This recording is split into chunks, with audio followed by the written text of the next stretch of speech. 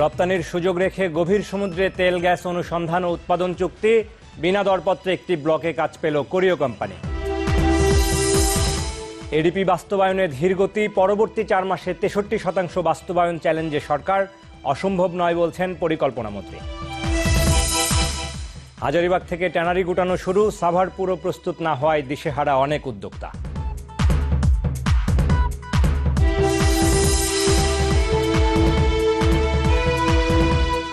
দর্শক আমন্ত্রণ bless lighting solution business 24 এর রাতের আয়োজনে। শিরোনাম শুনছিলেন, পুরো সংবাদের সাথে থাকবো আমি বাবু কামরুজ্জামান। রপ্তানির বিধান রেখে গভীর সমুদ্রে তেল গ্যাস অনুসন্ধান এবং উৎপাদনে চুক্তি করল রাষ্ট্রীয় তেল গ্যাস খনিজ সম্পদ প্রতিষ্ঠান পেট্রোবাংলা। দক্ষিণ কোরিয়ান কোম্পানি পোস্কো দায়ুর সাথে এই চুক্তি অনুষ্ঠিত হয়। চুক্তি অনুযায়ী সমুদ্রের নিচে মজুদ তেল গ্যাস সম্পর্কে ধারণা পাওয়া যাবে 2019 সালের শুরুতেই। অনুষ্ঠানে প্রধানমন্ত্রীর জ্বালানি উপদেষ্টা বলেন, উৎপাদিত গ্যাস বাংলাদেশ না নিলেই শুধু রপ্তানির সুযোগ থাকবে।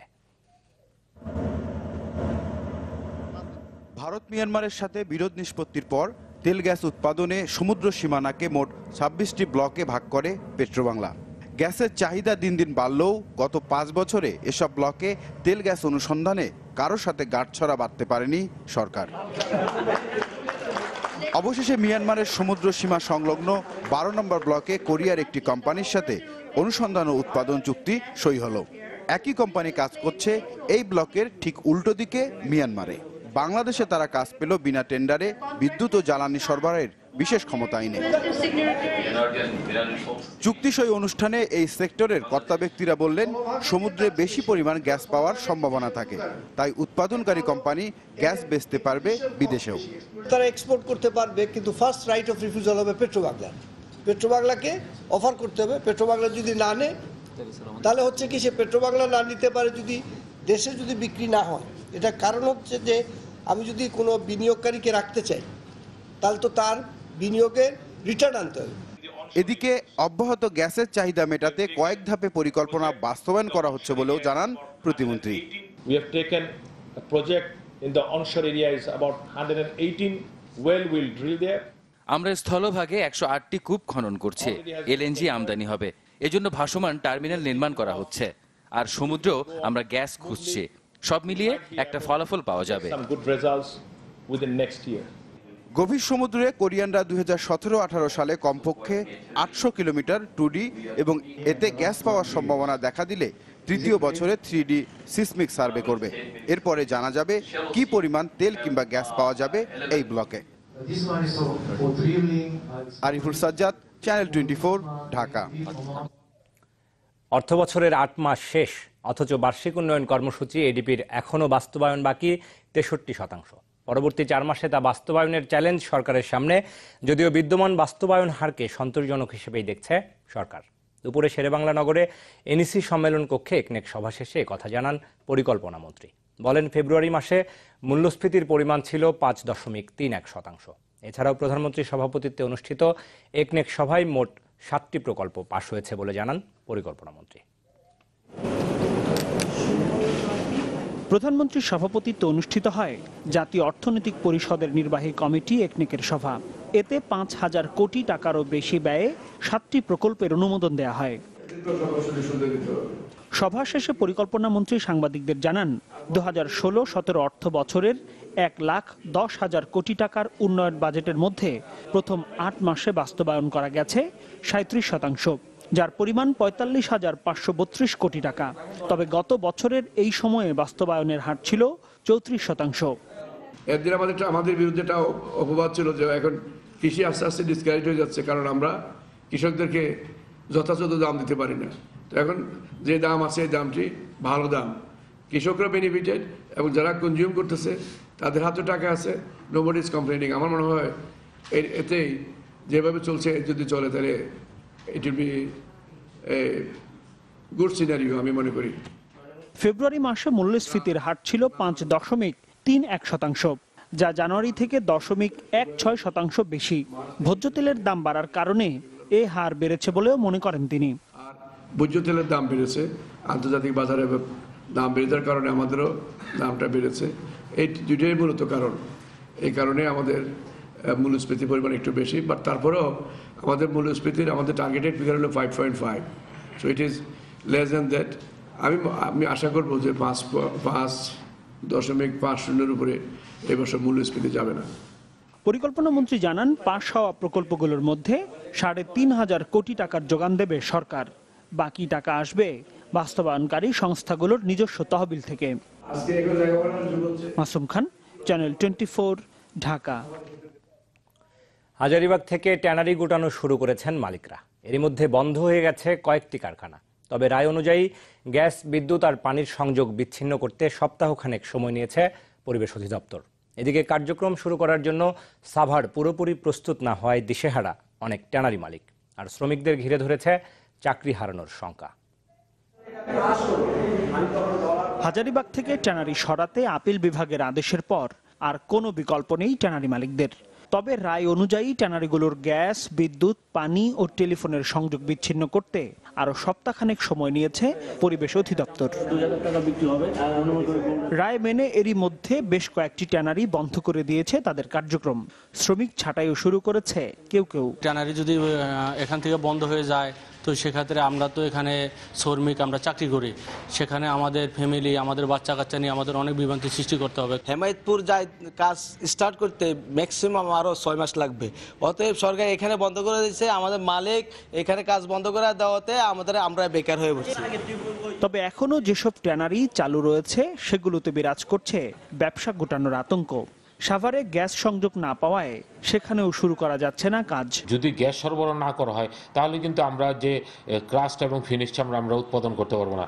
তার ফলশ্রুতিতে যে আমরা বাজার হারাবো এবং আমাদের যে ফরওয়ার্ড লিঙ্কেজ ইন্ডাস্ট্রিগুলো গড়ে উঠেছে, লেদার গুডস, ফুটওয়্যারস ইন্ডাস্ট্রিগুলো, সেগুলো কিন্তু তাদেরকে আমরা যদি আমাদের ম্যাটেরিয়ালস সরবরাহ না করতে পারি, লেদার সরবরাহ না করতে পারি, তারাও কিন্তু আপনার বাজার হারাবে। এই অবস্থায় হাজারীবাগে ট্যানারি বন্ধ হয়ে গেলে এই খাত বিপুল ক্ষতির মুখে পড়বে বলেও আশঙ্কা তাদের। এখানে আমাদের প্রায় 300 থেকে 400 মিলিয়ন ডলারের আমাদের অর্ডার পেন্ডিং আছে। সেগুলো যদি আমরা দিতে না পারি, আমরা কিন্তু ব্যাংকের ঋণও পরিশোধ করতে পারবো না। যার ফলে দেখা যাবে আমরা কিন্তু 2-3 মাসের ভিতরে কিন্তু ব্যাংকরাপ্ট হয়ে যাওয়ার সম্ভাবনা থাকবে। এখানে সবকিছু বিচার বিশ্লেষণ করে আমি মনে করি যে চামড়া শিল্পের দুর্দিন এবং একটা ডিজাস্টার নেমে আসছে। এরই মধ্যে সাভারে প্লট বরাদ্দ পাওয়া 154টি ট্যানারির মধ্যে 45টি সেখানে আংশিক কাজ শুরু করতে পেরেছে। গ্যাস সংযোগ না পাওয়ায় তারাও শুরু করতে পারছেন না পুরো কার্যক্রম। মাসুম খান, চ্যানেল 24, ঢাকা। জাতীয় রাজস্ব বোর্ড এনবিআরকে ভয় দেখিয়ে কেউ ব্যক্তিগত স্বার্থ হাসিল করতে পারবে না বলে মন্তব্য করেছেন এনবিআর চেয়ারম্যান মোহাম্মদ মুজিবুর রহমান। আজ রাজধানীর বিসিএস কর একাডেমিতে নতুন কর পরিদর্শকদের ওরিয়েন্টেশন কোর্স অনুষ্ঠানে এমন মন্তব্য করেন তিনি। বলেন, বিশ্বের সবাই এখন রাজস্ব আহরণে গুরুত্ব দিচ্ছে। জানান, সহস্রাব্দ উন্নয়ন লক্ষ্যমাত্রা বা এমডিজি অর্জনের লক্ষ্যে অনেক দেশই উন্নত দেশ থেকে বিভিন্ন আর্থিক সহায়তা গ্রহণ করেছে। তবে টেকসই উন্নয়ন লক্ষ্যমাত্রা বা এসডিজি অর্জন করতে হলে বাংলাদেশকে নিজের পায়ে দাঁড়াতে হবে। এজন্য রাজস্ব আয় বাড়ানোর বিষয়ে গুরুত্ব দেন তিনি। অনুষ্ঠানে নতুন কর্মকর্তাদেরকে আইনের অপপ্রয়োগ না করার বিষয়েও পরামর্শ দেওয়া হয়। যে জাতীয় রাজস্ব বোর্ডকে কেউ ভয়ভীতি দেখিয়ে তাদের কোনো ব্যক্তিগত স্বার্থ হাসিল করতে পারবেন না। এমডিজি যখন ছিল তখন ছিল যে বিদেশ থেকে সাহায্য আসবে, তার দ্বারা উন্নয়ন সাধিত হবে। কিন্তু এখন যে টেকসই উন্নয়ন লক্ষ্যমাত্রা, সাস্টেইনেবল ডেভেলপমেন্ট গোলস, এখানে মূল বিষয় হচ্ছে নিজের পায়ে দাঁড়াতে হবে। দর্শক, এ পর্যায়ে ব্লেজ লাইটিং সলিউশন বিজনেস 24 একটা বিরতি নিচ্ছি, ফিরে এসে আরও থাকছে। তৃতীয় কার্যদিবসে সূচক বেড়েছে পুঁজিবাজারে, তবে লেনদেন কমেছে ঢাকা স্টক এক্সচেঞ্জে।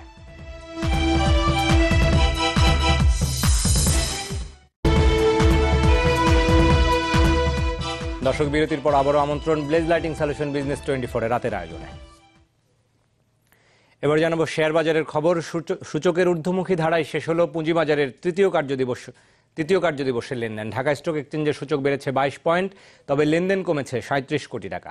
অন্যদিকে চট্টগ্রাম স্টক এক্সচেঞ্জের সূচক বেড়েছে 68 পয়েন্ট, আর লেনদেন গত কার্যদিবসের থেকে 5 কোটি টাকা বেড়ে হয়েছে 66 কোটি টাকা। সপ্তাহের তৃতীয় কার্যদিবসে সূচকের ঊর্ধ্বমুখী ধারায় শেষ হয় ঢাকা স্টক এক্সচেঞ্জ ডিএসসির কার্যক্রম। প্রধান সূচক ডিএসইএক্স 22 পয়েন্ট বেড়ে হয়েছে 5,681 পয়েন্ট। তবে লেনদেন আগের কার্যদিবসের তুলনায় 37 কোটি টাকা কমে হয়েছে 964 কোটি টাকা। লেনদেন হওয়া শেয়ার ও মিউচুয়াল ফান্ডের মধ্যে দাম বেড়েছে 140টির, কমেছে 150টির, অপরিবর্তিত ছিল 36টির দাম। এদিন লেনদেনের শীর্ষে ছিল IFIC bank limited, Lanka Bangla finance limited, active fine chemicals limited, Bangladesh export import company limited, first security Islami bank limited. সূচক বেড়েছে চট্টগ্রাম স্টক এক্সচেঞ্জেও। সিসির প্রধান সূচক সিএএসপিআই 68 পয়েন্ট বেড়ে হয়েছে 17,617 পয়েন্ট।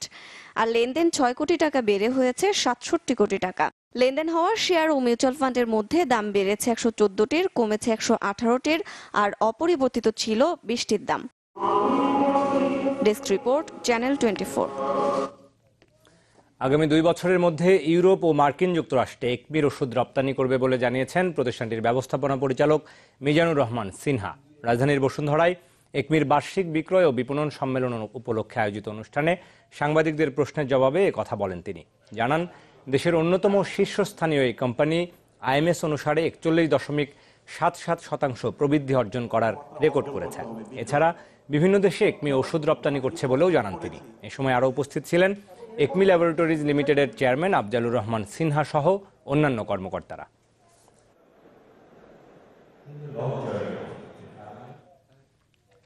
ইলেকট্রিক্যাল সাবস্টেশন ক্রয়ে নাভানা গ্রুপের সাথে চুক্তি সই করেছে সিডিএল।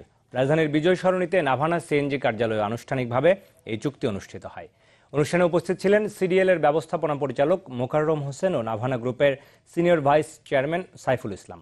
চুক্তি অনুযায়ী টঙ্গীতে অবস্থিত সিডিএল এর সবচেয়ে বড় শপিং কমপ্লেক্স ক্যাপিটা টাইমস স্কয়ারের জন্য 5 মেগাওয়াট ইলেকট্রিক্যাল সাবস্টেশন ক্রয়ে সহযোগিতা করবে নাভানা ইলেকট্রনিক্স।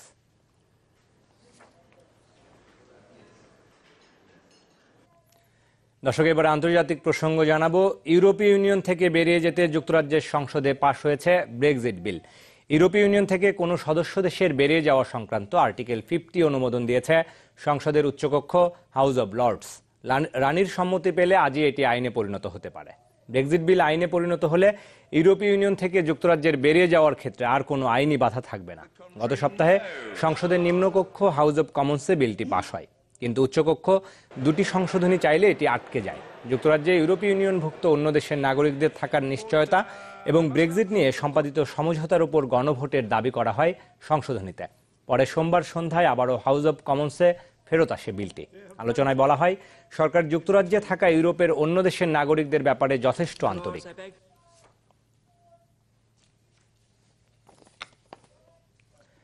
যুক্তরাষ্ট্রের সরকারি দপ্তরের আয় ব্যয়ের হিসাব নজরদারিতে এবার নতুন নির্বাহী আদেশে সই করেছেন প্রেসিডেন্ট ডোনাল্ড ট্রাম্প। ফেডারেল সরকারকে আরও দক্ষ, ফলপ্রসূ ও জনগণের প্রতি দায়বদ্ধ করতেই এই প্রয়াস বলে মন্তব্য তার। এখন থেকে প্রত্যেক নির্বাহী বিভাগ ও বিভিন্ন প্রতিষ্ঠান কিভাবে অর্থ খরচ করে তা দেখভাল করবে তৃতীয় একটি পক্ষ। এর মাধ্যমে অর্থ অপচয় রোধ করা যাবে বলে আশাবাদী ডোনাল্ড ট্রাম্প। বলেন, মার্কিন জনগণ কর দিলেও তা অনেক ক্ষেত্রে যথাযথভাবে ব্যবহার হয় না বলে এই উদ্যোগ নেওয়া হয়েছে। এদিকে যুক্তরাষ্ট্রের কংগ্রেশনাল বাজেট অফিস সিবিও এর পর্যালোচনায় উঠে এসেছে, ট্রাম্পের নতুন স্বাস্থ্যনীতি কার্যকর হলে আগামী বছর স্বাস্থ্য বীমা হারাবেন 1,40,00,000 মানুষ।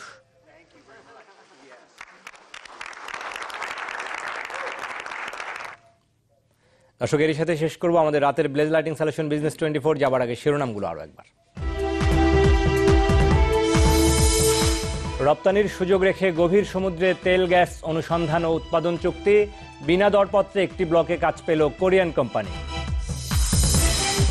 এডিপি বাস্তবায়নে ধীরগতি, পরবর্তী 4 মাসে 63% বাস্তবায়ন চ্যালেঞ্জে সরকার, অসম্ভব নয় বলছেন পরিকল্পনা মন্ত্রী। হাজারীবাগ থেকে ট্যানারি গুটানো শুরু, সাভার পুরো প্রস্তুত না হওয়ায় দিশেহারা অনেক উদ্যোক্তা।